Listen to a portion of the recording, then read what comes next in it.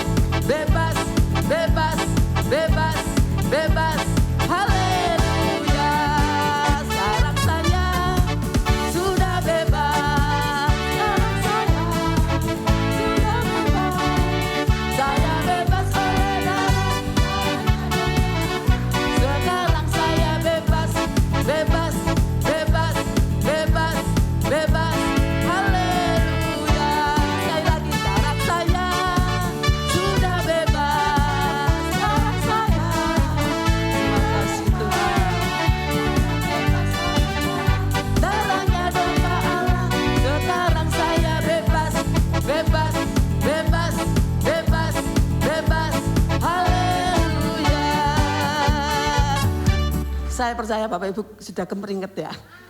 Amin. Karena Tuhan jamah Roh Kudus sudah menjamah Bapak Ibu sekalian pagi hari ini. Tiba saatnya kita akan mendengarkan firman Allah, kita siapkan hati kita. Saya percaya melalui firman Allah, kita pulang membawakan kemenangan daripada Tuhan.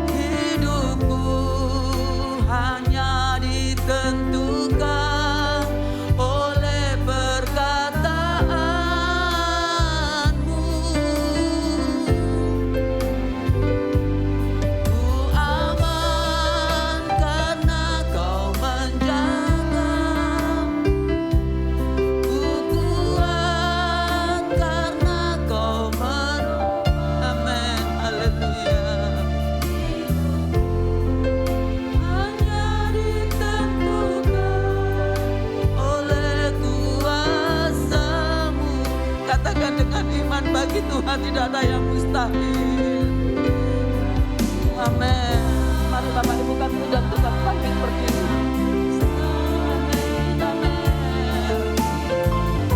Haleluya, haleluya. Haleluya, haleluya. Disediakan bagiku, ku diangkat dan dipulihkannya bagi Tuhan, bagi Tuhan. Terima kasih, haleluya. Terima kasih Tuhan, bagi Tuhan tidak ada yang mustahil. Mukjizatnya disediakan bagiku, ku diangkat dan dipulihkannya. Katakan bagi Tuhan, terima kasih. Haleluya, haleluya. Tak ada yang tahu mukjizatnya disediakan bagiku, ku diangkat dan dipulihkannya.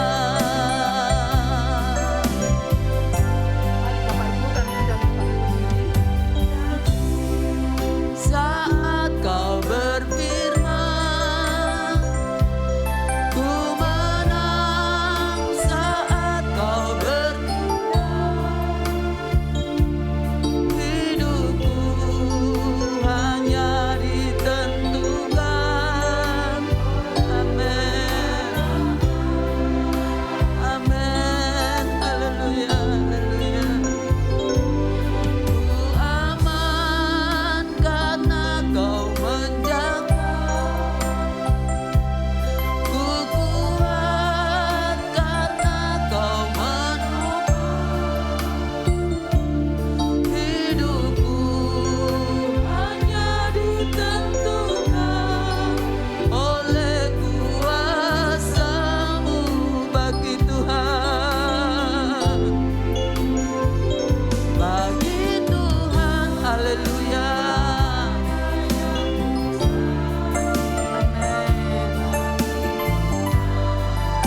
Tak ada yang tak mungkin, mukjizatnya disediakan bagiku, ku diangkat dan dipulihkannya bagi Tuhan, bagi Tuhan. Tak ada yang mustahil bagi Tuhan, tak ada yang tak mungkin, mukjizatnya disediakan bagiku, ku diangkat dan dipulihkannya bagi Tuhan, haleluya, haleluya. Terima kasih Tuhan, terima kasih, haleluya. Mukjizatnya disediakan bagiku, ku diangkat dan dipulihkannya. Sekali lagi bagi Tuhan, tak ada yang mustahil bagi Tuhan, tak ada yang tak mungkin, mukjizatnya disediakan bagiku, ku diangkat dan dipulihkannya, ku diangkat dan dipulihkannya, ku diangkat dan dipulihkannya.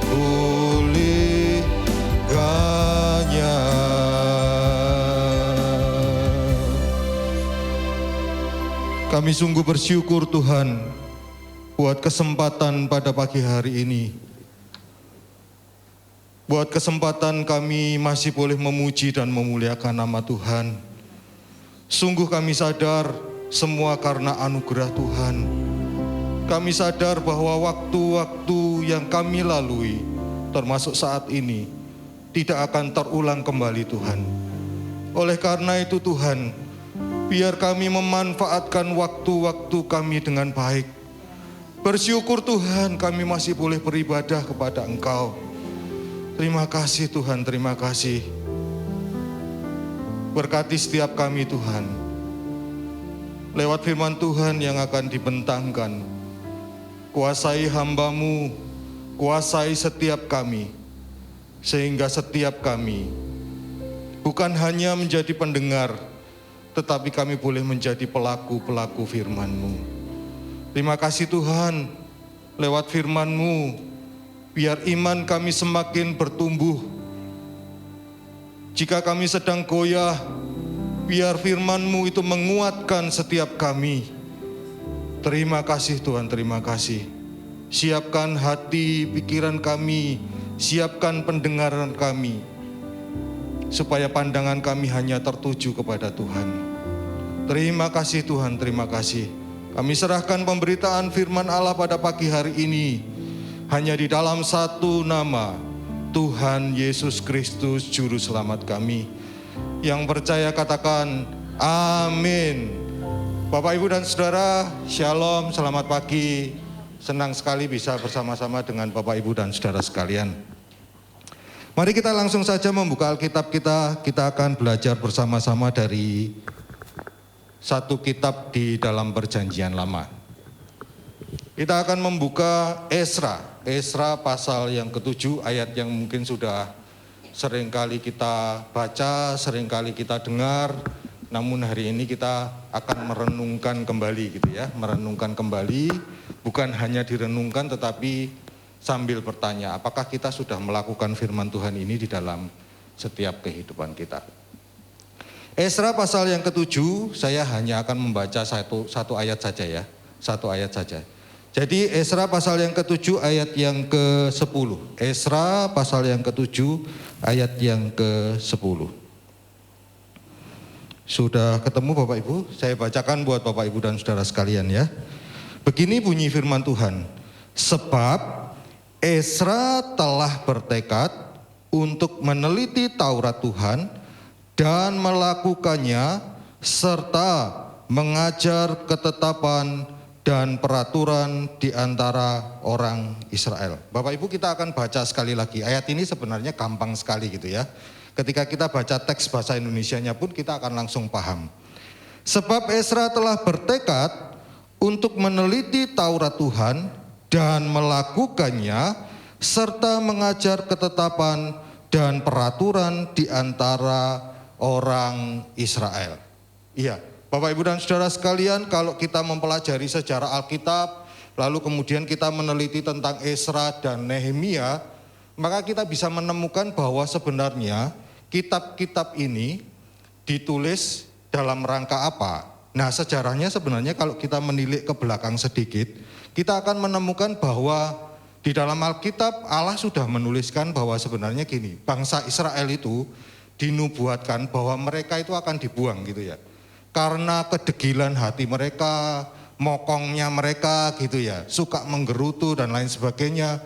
Bangsa Israel itu sering dihukum gitu. Ingat ketika mereka keluar dari Mesir, mereka itu tidak langsung sampai ke Kanaan, tapi 40 tahun mereka itu muter-muter di padang gurun ya. Ingat ya. Tapi ketika Bapak Ibu memperhatikan, ketika mereka di padang gurun, ada begitu banyak janji Tuhan yang diberikan. Jadi sebenarnya Allah beserta dengan mereka, lalu Tuhan memberikan berbagai macam pendidikan kepada mereka gitu ya. Yang kita kenal dengan nama pengalaman. Menarik Bapak Ibu kalau Bapak Ibu perhatikan di Keluaran itu misalkan gitu. Sampai Allah itu memperhatikan hal-hal yang sangat kecil gitu ya. Misalkan dituliskan tali kasutmu pun itu tidak akan rusak gitu ya. Bukan kasutnya. Tali kasutnya pun itu tidak akan rusak. Jadi kasut itu kalau Bapak Ibu belajar itu kan sandal gitu ya. Berjalan di padang gurun, terus kasutnya pun itu tidak akan rusak. Jadi itu salah satu wujud perhatian Allah gitu. Pengalaman Allah bersama dengan Israel. Nah, bangsa Israel itu kan kehidupannya jatuh bangun gitu ya. Sampai pada akhirnya Allah itu ngomong, kamu itu akan dibuang gitu ya. kamu itu akan dibuang kemana? Biasanya Allah itu selalu memakai bangsa-bangsa lain dan itu bangsa-bangsa kafir. 3 bangsa yang selalu dipakai, Babel, Asyur, dan Persia biasanya, 3 bangsa. Tapi 2 kali dijajah oleh Babel. Nah kalau Bapak Ibu perhatikan di dalam Yeremia pasal yang ke-25 ayat 11, lalu kemudian Yeremia pasal 29 ayat yang ke-10, biasanya kita coba baca Yeremia 29 ayat 11 tuh ya. Ayat-ayat yang kita sukai, sebab rancanganmu adalah ini rancangan damai sejahtera dan lain sebagainya gitu. Tapi 10-nya enggak kita baca. Nah 10-nya justru Allah sebenarnya mengatakan bahwa setelah 70 tahun gitu, aku akan memperhatikan engkau. Jadi bangsa Israel itu dibuang ke Babel selama 70 tahun, di 25 itu dinubuatkan, 29 itu Allah mulai memperhatikan. 29 ayat 10 lalu kemudian Allah meneguhkan dengan ayat yang ke-11. Rancanganku terhadap engkau itu tidak akan aku ingkari gitu ya. Damai sejahtera dan lain sebagainya gitu di dalam Yeremia pasal yang ke-29 gitu ya. Nah itu terjadi sekitar tahun 500-an sampai dengan 600-an sebelum Masehi Bapak ya, sebelum Masehi. Nah dalam kerangka demikian itu, lalu kemudian salah satu yang janji Allah yang diberikan adalah bangsa yang akan membebaskan bangsa Israel itu namanya Koresi.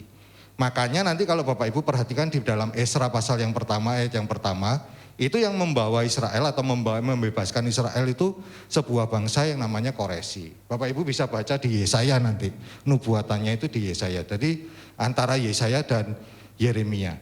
Nah Bapak Ibu, saya tidak akan terlalu panjang di sana, tetapi kalau Bapak Ibu memperhatikan kaitan dengan firman Tuhan hari ini adalah gini. Esra dan Nehemia itu, mereka adalah orang-orang yang membawa bangsa Israel pulang ke tanah perjanjian. Jadi makanya saya perlu sampaikan yang awal dulu supaya kita paham. Loh kok moro-moro pulang ini pulang dari mana gitu. Nah itu tadi adalah ceritanya. Bapak Ibu, Esra dan Nehemia itu menceritakan bahwa sebenarnya bangsa Israel pulang lewat 3 gelombang. Dan 3 orang pemimpin. Yang pertama, kalau Bapak Ibu perhatikan di pasal 1 sampai dengan yang ketiga atau yang ke-6 secara keseluruhan di Esra, itu mereka pulang dengan pimpinan yang namanya Serubabel. Nah Serubabel itu mempunyai tugas apa? Membangun bait suci. Lalu pasal 7 sampai dengan yang ke-10, itu mereka pulang dipimpin oleh Esra. Nah tugasnya Esra apa? Tugasnya Esra itu adalah mengumpulkan Taurat Tuhan. Terus kemudian nanti kalau Bapak Ibu perhatikan Nehemia pasal 1 sampai dengan yang ke-6, itu mereka pulang dengan Nehemia dengan sebuah misi apa? Membangun tembok Yerusalem, bukan Yeriko Bapak Ibu ya. Saya sering kali keliru. Saya ingat-ingat tadi malam, bukan Yeriko tapi Yerusalem, bukan Yeriko tapi Yerusalem gitu ya. Jadi Nehemia 1 sampai dengan 6 itu menceritakan Nehemia pulang, terus kemudian dia mempunyai misi membangun tembok Yerusalem ya, supaya tidak diserang oleh bangsa lain. Jadi 3 gelombang gitu, makanya namanya Esra dan Nehemia gitu ya. Nanti pasal yang ke-8 itu mulai lagi Esra berbicara, Esra berkhotbah, mulai pasal yang ke-8 menceritakan tentang pentingnya firman Tuhan. Nah Bapak Ibu itu sedikit sejarah tentang sampai di Esra dan Nehemia. Nah hari ini kita akan belajar gitu ya. Sebenarnya Esra itu seperti apa? Dan kemudian apa yang dapat kita pelajari dari ayat yang kita baca pada hari ini. Bapak Ibu nanti kalau misalkan punya waktu ya Bapak Ibu akan bisa baca lebih banyak, terus kemudian bisa memahami. Tapi hari ini kita akan memperhatikan ya, karena waktu kita sangat singkat. Di dalam Esra pasal yang ke-7 ayat yang ke-10 itu dikatakan tadi sudah kita baca. Sebab Esra telah bertekad untuk meneliti Taurat Tuhan dan melakukannya serta mengajar ketetapan dan peraturan di antara orang Israel. Saya sudah menjelaskan Serubabel pulang misinya apa, dan Esra pulang dengan misi apa? Mengumpulkan Taurat Tuhan, lalu kemudian tugasnya adalah nanti mengajar. Kenapa Esra yang dipilih? Karena kalau diperhatikan di pasal yang ke-7, Bapak Ibu kalau lihat runtutannya, maka Bapak Ibu bisa memperhatikan bahwa Esra ini merupakan keturunan dari Imam Harun langsung gitu. Jadi bukan sembarang orang, tapi keturunan dari Harun gitu. Bapak Ibu apa yang kita bisa pelajari dari Esra pasal 7 ayat yang ke-10? Nah, saya melihat ada 4 kata-kata penting di sana ya, di dalam Esra pasal 7 ayat yang ke-10. Kata penting yang pertama adalah gini, sebab Esra telah bertekad. Jadi menurut saya kata penting yang pertama adalah bertekad gitu ya. Esra itu punya tekad. Kenapa ini perlu ditegaskan oleh Esra? Karena kalau Bapak Ibu perhatikan di ayat yang ke-6, itu dikatakan di sana bahwa Esra ini bukan orang sembarangan. Tetapi Esra ini dikatakan sebagai orang yang tahu Taurat Tuhan, bukan hanya tahu, tetapi di sana dikatakan mahir dalam Taurat Tuhan. Tetapi di ayat yang ke-10, Esra tetap mengatakan gini, sebab Esra telah bertekad. Jadi tetap ada tekad. Bapak Ibu, ini menjadi pelajaran buat kita sih ya sebenarnya. Sekalipun mungkin kita sudah seringkali tahu tentang banyak firman Tuhan gitu ya, membaca banyak firman Tuhan, sepertinya banyak sekali gitu ya. Tetapi belajar dari Esra kita melihat bahwa sebenarnya bertekad itu penting. Kenapa penting? Karena menurut saya Bapak Ibu ya, menjaga komitmen itu jauh lebih penting daripada membuat keputusan gitu. Kalau kita membuat keputusan misalkan gitu ya, keputusannya saya mulai besok pagi mau baca firman Tuhan gitu ya. Keputusan kita, siapa yang sering kali demikian? Dan sudah berapa kali kita jatuh dan bangun gitu ya. Jadi tekadnya adalah besok pagi mulai membaca firman Tuhan gitu. Tapi bertahan berapa lama ya kira-kira ya gitu. Jadi keputusannya gampang gitu. Dan kita laksanakan. Tapi berkomitmen terus menerus untuk melakukan itu enggak gampang gitu. Kata bertekad itu kalau misalkan Bapak Ibu bandingkan dengan beberapa terjemahan lain, itu ada yang menerjemahkan dengan gini, set up his heart gitu ya. Jadi menetapkan hatinya. Bapak Ibu, tekad itu berkaitan dengan hati gitu. Bukan hanya berkaitan dengan pikiran kita, bukan hanya berkaitan dengan keinginan kita, tapi berhubungan dengan hati. Nah, kalau Bapak Ibu perhatikan di sepanjang Alkitab, hati itu punya peranan yang penting gitu ya. Jauh lebih penting dari pikiran sih menurut saya. Karena Allah seringkali ketika mengingatkan kita, Allah itu selalu ngomong misalkan di Amsal 4 ayat yang ke-23 misalkan gitu ya. Jagalah hatimu dengan segala kewaspadaan gitu ya. Terus di dalam Yeremia pasal yang ke-9 ayat 25 misalkan Allah mengatakan, yang penting itu hati, yang penting itu hati gitu. Ketika bangsa Israel melihat bangsa lain lalu mereka ngomong, itu bangsa-bangsa lain kok gitu Tuhan gitu. Lalu Allah berkata, yang penting itu hati, yang penting itu hati. Begitu juga kita misalkan memperhatikan tentang konsep ciptaan baru gitu ya. Allah selalu menegaskan, yang penting itu hati, yang penting itu hati. Maka ketika saya melihat Esra pasal 7 ayat yang ke-10 dan ada kata tekad di sana yang dalam bahasa Inggris ditulis set up his heart. Bagi saya yang penting adalah hati. Berkomitmen itu melibatkan hati. Bukan hanya pikiran kita. Hati kita ini mengasihi Allah enggak? Ketika kita berkomitmen kepada Allah ini dasarnya apa? Kita mengasihi Allah enggak? Kalau cuma pikiran aja, saya besok kepingin ya bersaat teduh. Tapi kita pasti lebih mudah jatuh kalau hanya pikirannya saja gitu. Tapi kalau misalkan hati terus kita ingat kepada Tuhan gitu. Iya ya aku mengasihi Tuhan gitu. Nah itu mungkin akan semakin memperkuat kita ketika kita berkomitmen kepada Allah. Jadi kata pertama yang penting adalah tekad gitu. Bapak Ibu kita perlu mempunyai tekad gitu ya. Dan tekad itu dimulai dari hati. Dimulai dari hati, bukan pikiran kita. Terus kata penting yang kedua di dalam Esra pasal 7 ayat yang ke-10 adalah kata meneliti Taurat Tuhan. Jadi sebenarnya Esra ini bertekad untuk apa sih gitu. Tekadnya Esra itu untuk apa? Nah kalimat selanjutnya menjelaskan bahwa tekadnya Esra itu untuk yang pertama meneliti Taurat Tuhan. Bapak Ibu, Esra menggunakan atau memilih menggunakan kata meneliti daripada membaca. Beda enggak kira-kira membaca sama meneliti? Jelas berbeda Bapak Ibu. Ketika sekolah Alkitab gitu ya, setiap pagi kami harus doa pagi, malam doa pagi. Kalau ditanya bosan enggak? bosen Bapak Ibu. Jadi ketika masa-masa bosen itu, kita sebenarnya bukan meneliti sih, lebih ke arah membaca gitu ya. Membacanya dengan kecepatan penuh gitu, kereta. Kapan ya ini selesai gitu. Ada momen-momen lah manusia itu seperti itu menurut saya. Dan itu sangat wajar sekali. Karena itu kita perlu tekad. Betul gitu ya Cak Paul ya.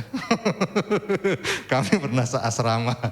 Jadi Ezra lebih memilih kata meneliti, bukan memilih kata membaca. Karena ketika kita membaca mungkin sepintas lalu lewat. Tetapi Ezra menggunakan kata meneliti. Dia yang sudah pakar di dalam Taurat Tuhan di ayat yang ke-6, dia tetap bertekad untuk meneliti Taurat Tuhan. Kita ini termasuk orang yang teliti enggak terhadap firman Tuhan Bapak Ibu? Atau kita hanya termasuk orang yang suka membaca firman Tuhan? Bapak Ibu, kalau misalkan kita membaca dan meneliti itu menurut saya perbedaannya yang pertama ketika kita pagi misalkan gitu ya, menurut saya sih ini yang saya alami gitu ya. Kalau saya membaca ya sudah lewat gitu ya. Tetapi ketika saya meneliti, dari membaca itu kemudian saya tertarik dengan hal-hal tertentu gitu. Oh ini kok bisa gini ya gitu. Oh ini kok bisa gini ya. Lalu kemudian saya berusaha untuk meneliti gitu. Mencari jawaban gitu. Tertarik dengan bagian-bagian tertentu gitu ya. Jadi kita tidak hanya membaca, kita tidak hanya mendengar gitu, tetapi kita mulai melangkah ke selanjutnya adalah meneliti Taurat Tuhan. Kalau misalkan kita berpikir itu tugasnya hamba Tuhan kok, enggak lah Bapak Ibu, ini tugasnya setiap kita kok jemaat Tuhan gitu. Saya jadi teringat ketika jasanya misalkan seperti Martin Luther itu. Salah satu yang diperjuangkan oleh Martin Luther itu kan gini, kalau dulu orang-orang Katolik jemaatnya tidak boleh baca Alkitab. Lalu orang hanya mendengar apa kata uskup, apa kata paus gitu ya. Terus kemudian Martin Luther berjuang gitu, mengeluarkan 95 dalil, salah satunya adalah apa? Salah satunya adalah supaya setiap kita itu bisa belajar firman Tuhan. Nah ketika kita diberikan kesempatan untuk belajar firman Tuhan sendiri, kalau misalkan kita mbalelo, ya itu sangat sayang gitu Bapak Ibu ya. Seharusnya ada passion tertentu, ada gairah-gairah tertentu gitu di dalam diri kita untuk apa? Untuk bukan hanya membaca firman Tuhan, tapi meneliti firman Tuhan. Kalau saya misalkan belajar gitu ya sejarah Israel, terus bagaimana Alkitab sebelum sampai kepada kita dalam bentuk tulisan ini gitu.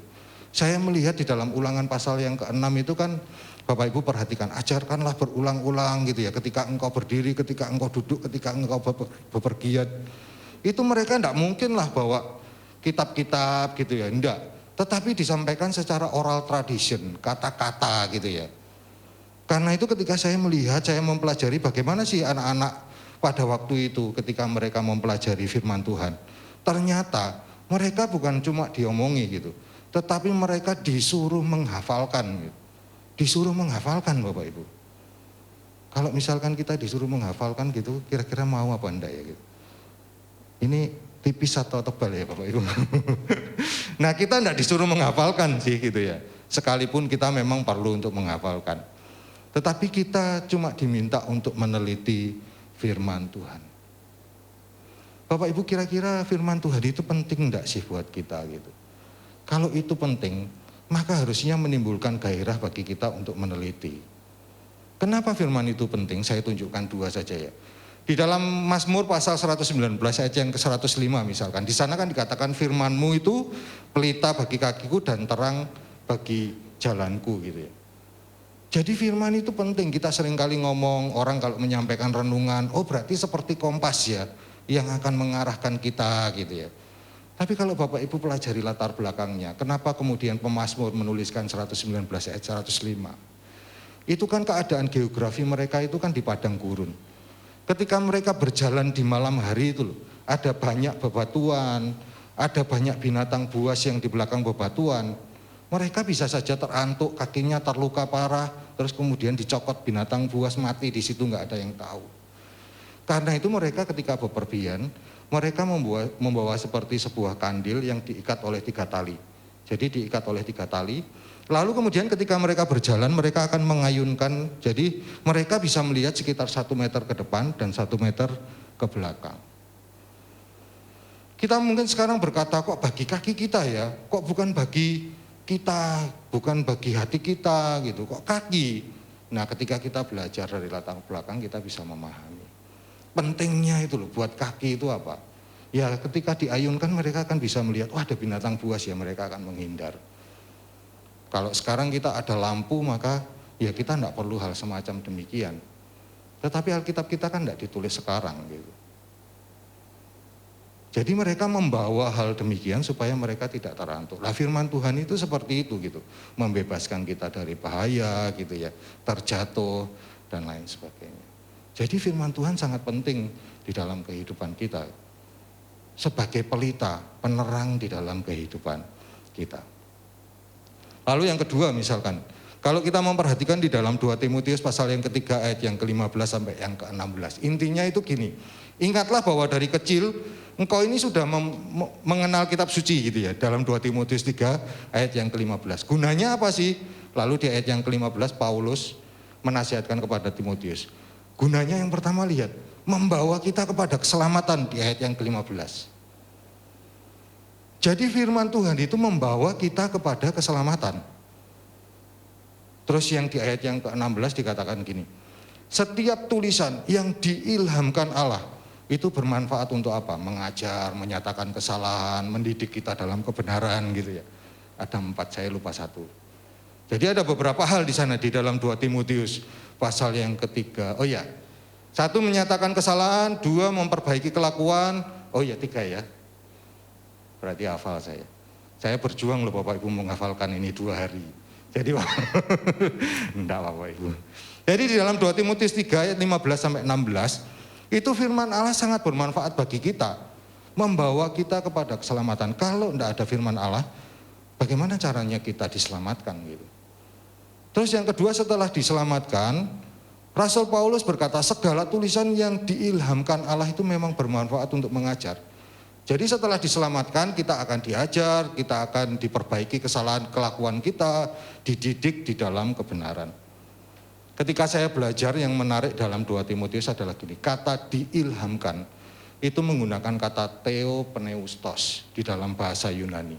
Nah theopneustos itu bukan hanya berarti diilhamkan, tetapi dihembusi oleh roh Allah, dinafaskan oleh Allah, diberi nafas oleh Allah. Ini sama juga kalau misalkan kita memperhatikan Kejadian 2 ayat yang ke-7. Ketika manusia itu diciptakan, ya kan, yang membedakan kita dengan yang lain itu kalau yang lain dengan firman semuanya jadi. Kejadian 2 ayat yang ke-7 manusia itu dibentuk lalu diberikan nesamah gitu. Nesamah itu dihembusi oleh rohnya Allah. Demikianlah manusia itu menjadi. Makanya kita dikatakan hampir sama dengan Allah di dalam Mazmur pasal 8 ayat 5 sampai dengan yang ke-6. Bapak Ibu, masih percayakah kita bahwa firman Allah itu memang mengandung kuasa? Saya sangat meyakini gitu. Ketika saya pernah mengikuti sebuah seminar misi gitu ya, sebuah seminar misi. Seorang narasumber berkata gini, bagi kita mungkin firman Allah itu enggak sehebat dulu gitu ya. Kita berpikir bahwa firman Allah itu biasa, karena apa? Saking biasanya kita baca firman Tuhan. Nah dia mengisahkan gini, ini yang sedang saya layani gitu ya. Ada 2 orang gadis yang bersahabat, 1 Kristen dan 1 agama lain ya. Saya tidak menyebutkan agama ya. Jadi 1 Kristen, 1 agama lain. Mereka bersahabat di sebuah kota kecil. Lalu kemudian ketika mereka sudah SMA, maka mereka pun saling berjanji gitu ya, karena konco kental gitu ya. Saling berjanji untuk apa? Nanti kalau misalkan kita kuliah di kota yang sama ya, bersama-sama terus tinggal di kos gitu. Nah pada akhirnya memang mereka menepati janjinya gitu. Lalu kemudian seperti biasa mama gadis yang Kristen ini berkata bawa Alkitab ya gitu, bawa Alkitab gitu. Nah gadis ini pun menuruti gitu ya. Tetapi tidak pernah membaca Alkitab itu. Nah setelah 2 tahun gitu ya, 2 tahun kos bersama-sama, sang gadis yang satunya yang beragama lain ini kemudian tiba-tiba berkata kepadanya, Alkitabmu itu luar biasa ya, hebat, cerita-ceritanya menarik. Dan aku memutuskan untuk mengaku Yesus itu sebagai Tuhan dan Juru Selamat. Bapak Ibu, dari 2 Timotius 3 ayat yang ke-16, ketika disandingkan dengan cerita ini, saya langsung, oh betul itu Theopneustos. Alkitab kita itu tidak seperti bacaan-bacaan yang lain yang lewat saja gitu. Alkitab kita itu mengandung kuasa. Kenapa mengandung kuasa? Karena dihembusi oleh Roh Allah. Justru yang Kristen berkata, aku aja nggak pernah membaca Alkitabku gitu. Kenapa kamu bisa percaya? Cerita-ceritanya itu luar biasa gitu. Nah, saya meyakini memang ada peran Roh Kudus di sana gitu ya. Kalau kita misalkan melihat 2 Korintus 3 ayat yang 12 ayat yang ketiga itu kan dikatakan tidak ada seorang pun yang dapat mengaku Yesus adalah Tuhan jika bukan karena apa? Jika bukan karena Roh Kudus gitu di sana. Saya tetap meyakini itu gitu. Bapak Ibu, kalau kita memperhatikan hal ini, kalau bagi orang lain Alkitab itu begitu penting, bagi kita bagaimana gitu? Ceritanya tidak sampai di situ saja gitu. Setelah dia percaya kepada Kristus, kerinduan yang kedua dari gadis ini apa? Menyelamatkan keluarganya. Menyelamatkan keluarganya. Jadi dia berdoa terus kepada Tuhan, agar apa? Agar keluarganya itu juga diselamatkan gitu. Nah, papa mamanya adalah orang yang taat gitu ya. Pernah pergi ke suatu tempat yang mereka yakini gitu ya. Tetapi dorongan Roh Kudus itu begitu kuat gitu katanya. Dorongan Roh Kudus begitu kuat yang apa? Yang menginginkan supaya keluarganya juga diselamatkan. Pada akhirnya dia memutuskan untuk telepon gitu ya. Telepon ke orang tuanya. Ketika papanya mendengar, langsung ditutup telepon itu, klek gitu. Semakin dia berdoa, dorongan itu semakin kuat. Kamu harus selamatkan keluargamu, kamu harus selamatkan keluargamu. Pada akhirnya dia putuskan untuk pulang. Bapak Ibu sampai di rumah, dia duduk di sofa, saya ingat betul cara bagaimana narasumber ini menceritakan. Dia duduk di sofa rumah, lalu kemudian mamanya lewat gitu, enggak dianggap sama sekali, seperti tidak ada orang gitu. Sama sekali tidak dianggap. Terus papanya kedua lewat masuk ke dalam kamar. Sebentar kemudian papanya keluar, dipegang rambutnya, hempaskan ke tembok, jedar gitu. Kata-kata papanya gitu ya. Aku lebih baik punya seorang anak yang apa ya? Saya bahasanya pelacur gitu ya. Jadi wanita nakal itu daripada engkau menjadi seorang Nasrani. Bapak Ibu, kalau memperhatikan kisah ini, kira-kira Bapak Ibu ya, apakah firman Tuhan itu masih sebegitu berartinya bagi kita? Firman Tuhan yang mengandung kuasa ini loh. Yang kedua, kalau lihat cerita ini, kita ini masih punya kerinduan enggak membagikan firman Tuhan yang menurut kita berkuasa itu kepada orang-orang yang ada di sekitar kita. Pertanyaannya adalah, bagaimana kita bisa memberitakan firman kalau kita tidak pernah meneliti firman Tuhan itu? Maka sekarang Bapak Ibu, jadikan firman Tuhan itu, membaca firman Tuhan, meneliti firman Tuhan itu sebagai bagian dari hidup kita. Karena firman Tuhan itu sangat-sangat berkuasa gitu ya. Bukan hanya diilhamkan, tetapi ada roh Allah di sana. Ada hembusan roh Allah di sana. Kita diselamatkan karena firman Tuhan. Dan firman Tuhan itu menuntun kehidupan kita. Bapak Ibu, ketika saya mendengarkan khotbahnya Pak Yohanes Aming Senin yang lalu gitu ya, di awal-awal dikatakan saya bingung memberi judul khotbah ini gitu ya. Terus kemudian khotbahnya berjudul Firman Tuhan. Hal itu terus terngiang-ngiang ketika saya membaca Esra pasal 7 ayat yang ke-10. Terus terngiang-ngiang. Firman Tuhan itu gunanya seperti apa sih? Nah, salah satu yang saya tangkap adalah firman Tuhan itu akan mengingatkan kita gitu ya. Pak Yohanes Saming berkata, mengingatkan kita tepat pada waktunya. Gitu ya Pak Yohanes ya. Jadi tepat pada waktunya. Nah saya ingat dengan apa yang disampaikan oleh Pak Setiono. Di dalam Yohanes pasal 14 itu memang salah satu fungsi Roh Kudus ketika Kristus akan naik ke surga gitu ya. Terus kemudian dia memberikan Roh Kudus kepada kita. Di ayat yang ke-26 itu memang dikatakan gitu. Dia adalah Roh Kudus dan memang itu advokat gitu ya. Advokat itu yang akan membela kita. Jadi ketika kita percaya Roh Kudus, advokat itu kan berarti Yesus atau Roh Kudus itu bukan di belakang kita, tetapi sebenarnya berdiri di depan kita, membela kita sebenarnya. Di ayat yang ke-26 itu dikatakan bahwa dialah yang akan mengajarkan kepada kita tentang kebenaran itu. Dan di 26 juga dikatakan bukan hanya mengajarkan, tetapi dia juga mengingatkan kita tentang kebenaran itu di ayat yang ke-26. Lalu di ayat yang ke-27 disusul dengan jangan khawatir, aku akan memberikan damai sejahtera kepada engkau. Jadi kamu tidak akan sendirian, tetap ada damai sejahteraku yang menyertai engkau. Bapak Ibu, firman Tuhan itu begitu penting. Mari kita belajar untuk punya gairah terhadap firman Tuhan. Seperti Ezra, mari kita bertekad untuk meneliti firman Tuhan. Karena firman Tuhan itu begitu penting di dalam kehidupan kita. Mari kita kembali berkomitmen Bapak Ibu ya. Saya tidak sempat membahas poin yang kedua dan yang ketiga. Amin untuk firman Tuhan hari ini. Intinya adalah mari kita berkomitmen untuk mencintai firman Tuhan. Karena firman Tuhan itu sangat penting di dalam kehidupan kita. Mari kita akan berdoa.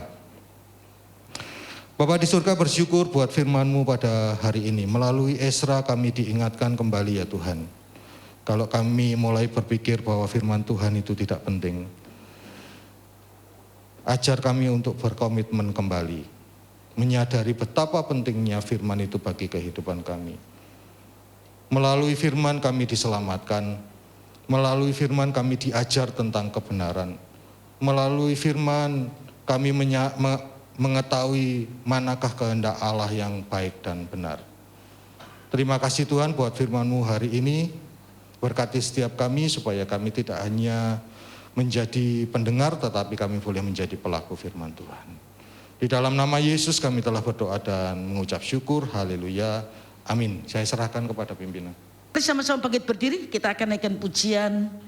Kiranya Engkau memberkati aku berlimpah-limpah. Kiranya Engkau memberkati aku berlimpah-limpah dan memperluas, ucap dengan iman, daerahku.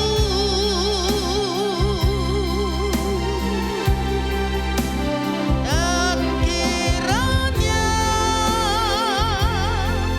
tangan-Mu menyertai aku dan melindungi aku daripada malapetaka, sehingga kesakitan tidak menimpa aku. Sekali lagi ucap dengan iman, haleluya. Kiranya Engkau memberkati aku berlimpah-limpah dan memperluas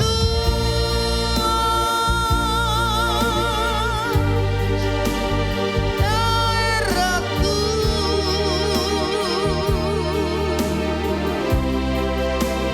Dan kiranya tangan-Mu menyertai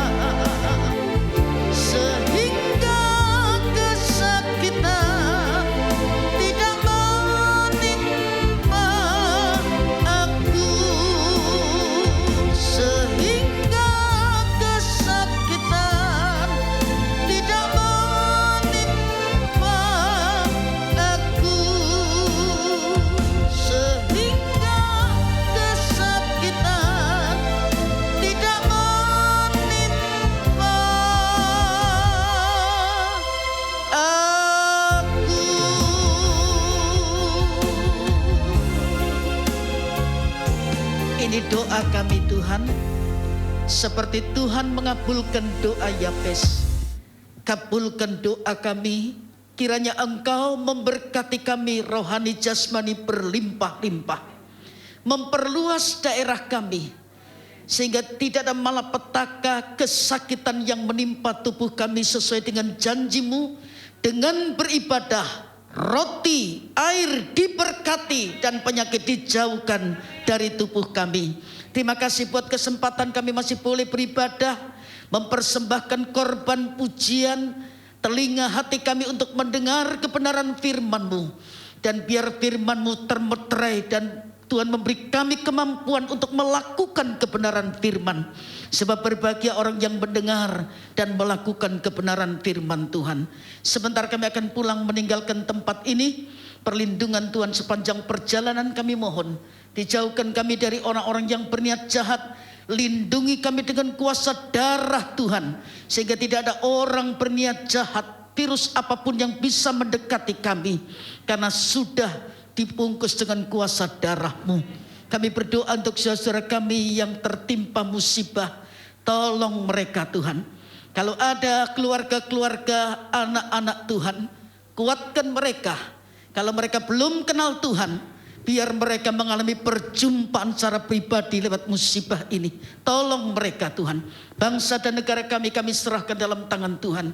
Bapak Presiden, pejabat semuanya Tuhan beri hikmat, bisa mengatur Indonesia ini makin damai sejahtera. Dan virus ini segera teratasi dengan baik. Sehingga kebebasan beribadah lebih lagi dapat kami nikmati. Terima kasih Tuhan. Sebelum kami melangkah meninggalkan tempat ini, dengan iman kami mengangkat tangan kami untuk menerima berkat daripada Tuhan. Tuhan memberkati engkau dan Tuhan melindungi engkau. Tuhan menyinari engkau dengan wajah-Nya dan memberi engkau kasih karunia. Tuhan menghadapkan wajah-Nya kepadamu dan memberi engkau damai sejahtera. Turun dan tinggal atas kami dan keluarga kami. Berkat yang terbaik yang berasal dari Bapa, kasih karunia dari Tuhan Yesus Kristus dalam persekutuan Roh-Nya yang kudus menyertai kita dan membuat kita menjadi berkat pagi hari ini sampai Maranatha Tuhan Yesus datang kembali. Dan berkat ini kami terima dalam nama Tuhan Yesus Kristus. Yang diberkati sama-sama berkata amin. Selamat pagi, Tuhan memberkati Bapak Ibu Saudara sekalian. Sampai jumpa minggu yang akan datang.